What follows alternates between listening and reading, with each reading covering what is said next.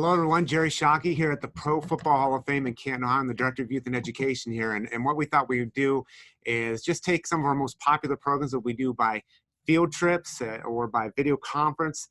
There's 5 or 6 of those that are typically the most popular that we have to offer, and break those down in just a 15 to 20 minute video that you can access at any time. So whether you're a teacher that wants to play in your classroom, or maybe if your students are off, or maybe they're out for snow days or other reasons, you can send that home with them for something to do. Or if you're parents that just happen to find this and you want to utilize this and use the game of football to teach particular areas. And so today, what we're going to go into is actually the Walter Payton Man of the Year. Now, this is a newer program that we just started this year, talking about Walter Payton, and really it's a community award about giving back to the community. And so what I'm going to do here is I'm going to share screen. We're going to stay locked into this Prezi for a little bit.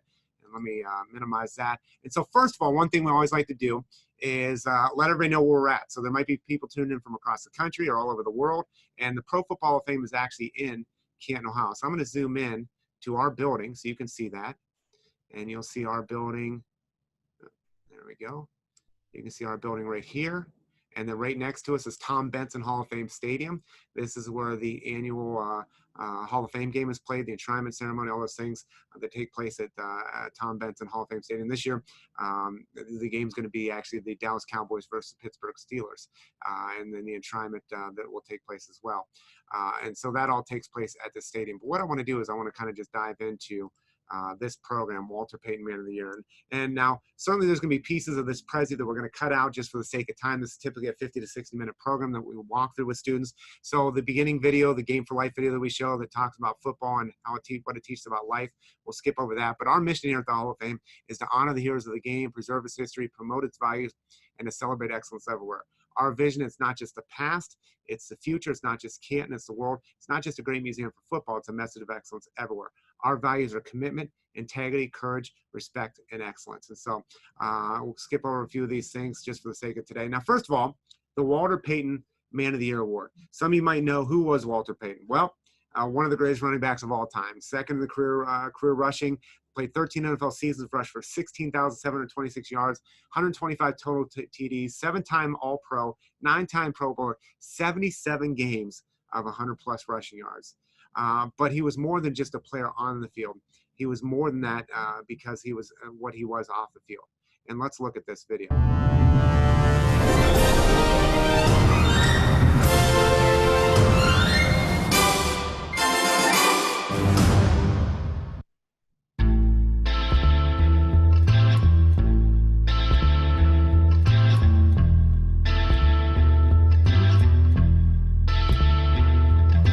Growing up in Columbia, Mississippi, Walter Payton spent more time playing the drums than he did football. It wasn't until the 10th grade that Walter Payton followed his brother Eddie's footsteps in the backfield of Columbia High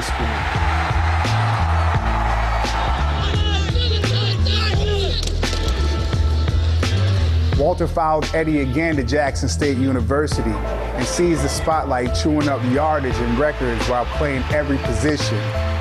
And despite scoring a collegiate record 66 touchdowns and a combined 464 points, Payton struggled for national recognition, finishing 14th in the Heisman voting in 1974, his senior year.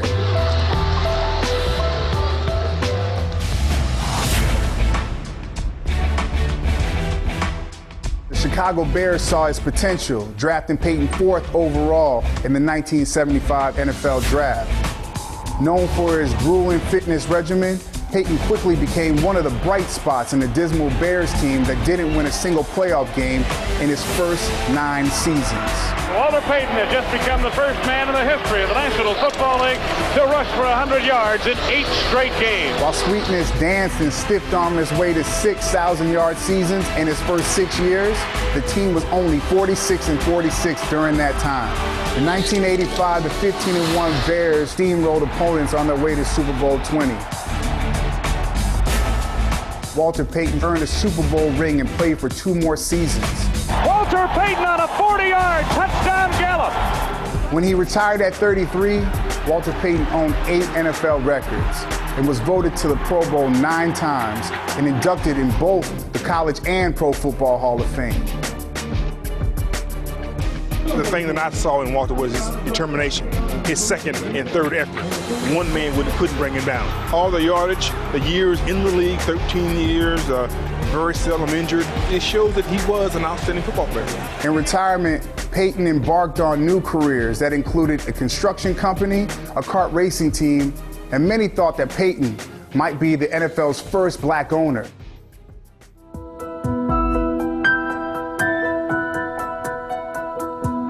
But on February 2nd, 1999, Payton revealed that he was suffering from a rare and life-threatening liver disease. The once indestructible running back needed a transplant to survive.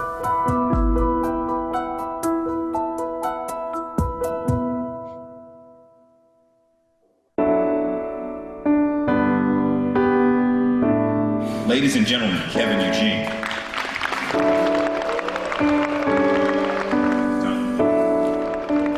When the MEAC SWAC Challenge looked for a role model after whom its players would model themselves after, Walter Payton's name was at the top of the list.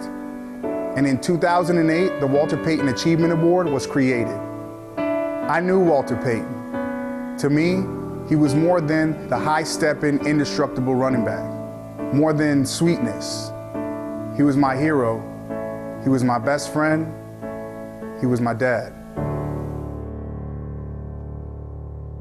All right, and so you see the life of Walter Payton, and so you can see the Walter Payton Man of the Year Award. It was actually established in 1970, but it was renamed after he passed away in 1999. Each team nominates one player who has a significant impact in the community. Because of Walter's legacy off the field, they renamed an award based upon the impact that players are having in the community. So the winner actually receives $250,000 donated to the United Way in their name to expand the character play, but also $250,000 to donate to a charity of the winner's choice as well. And then each nominee actually receives $50,000 for their desired charity as well.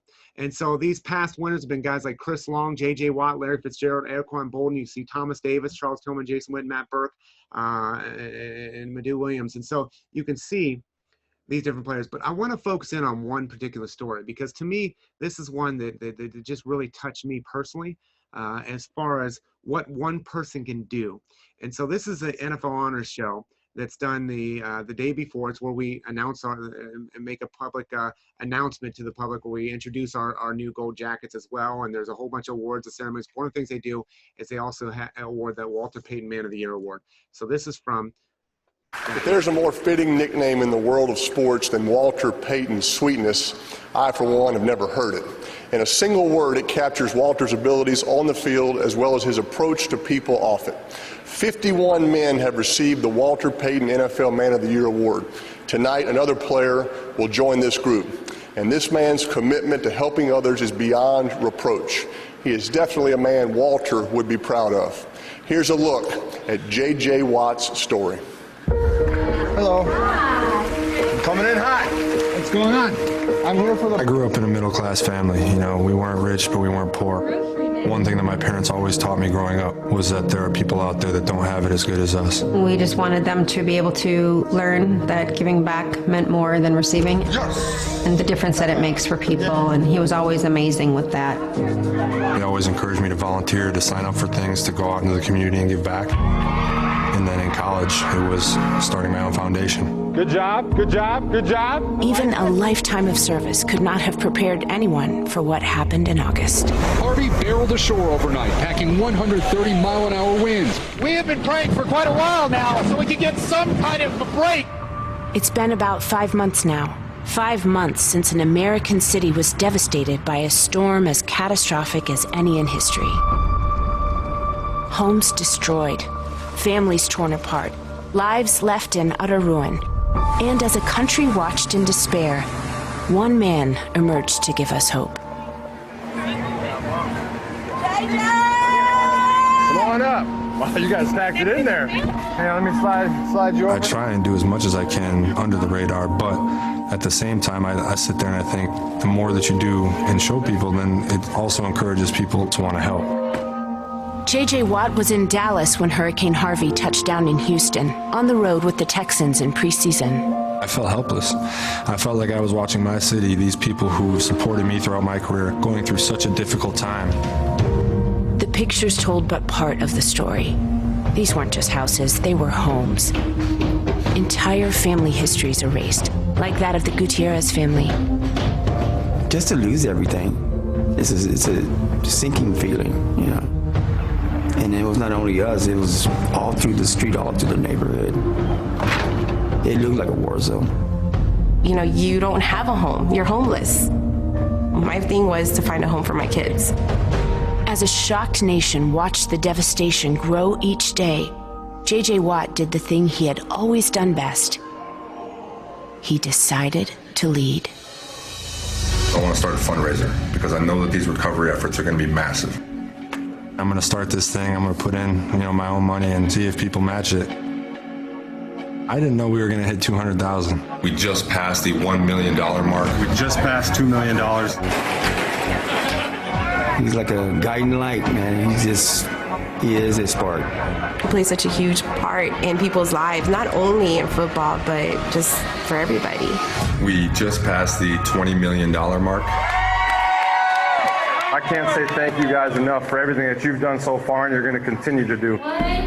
He set a goal to raise $200,000. Instead, in a week, he ended up getting 200,000 different people to donate, which added up to more than $37 million. But the money was always just the start. JJ got his and thousands of other boots on the ground, making sure the donations went to those who needed it most. I would go up to the FEMA distributing places to get help. They even told me my only hope was to wait and to see what JJ Watt would do. What we're going to do is we're going to rebuild homes. We're going to restore child care centers and after-school programs. We're going to provide food for those who need food, and we're going to provide professional medical services, both physical and mental health. Without him raising all this money, we definitely would not have our home at all. I was in tears. My kids are going to be back home.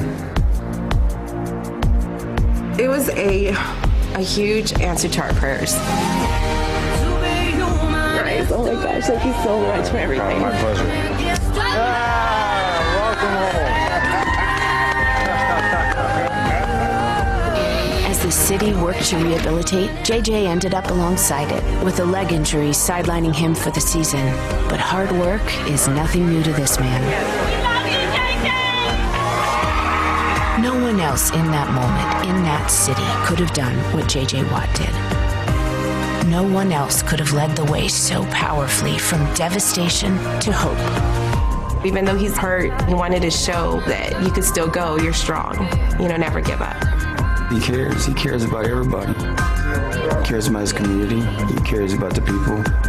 You know what my wife said? What'd she say? Your mama and them raised you, right? Oh, I appreciate that. He's just been a beacon, not just in Houston, but for our programs all across the U.S.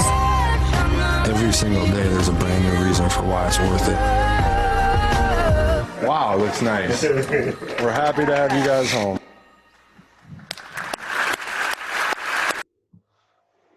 Okay, and you guys can see here, J.J. Watt, in the 2 years since Hurricane Harvey, the cleanup of repair and rebuilding home over 1,100 homes, the recovery rebuilding of 971 child care centers serving over 100,000 children, 239 million meals to those affected, physical and mental health insurance of 8,900 individuals, distribution of 357,000 prescriptions to low-income and uninsured patients. And I just want to stop here for just a second, then we'll jump back into the actual presentation. But man, did you hear what that lady said?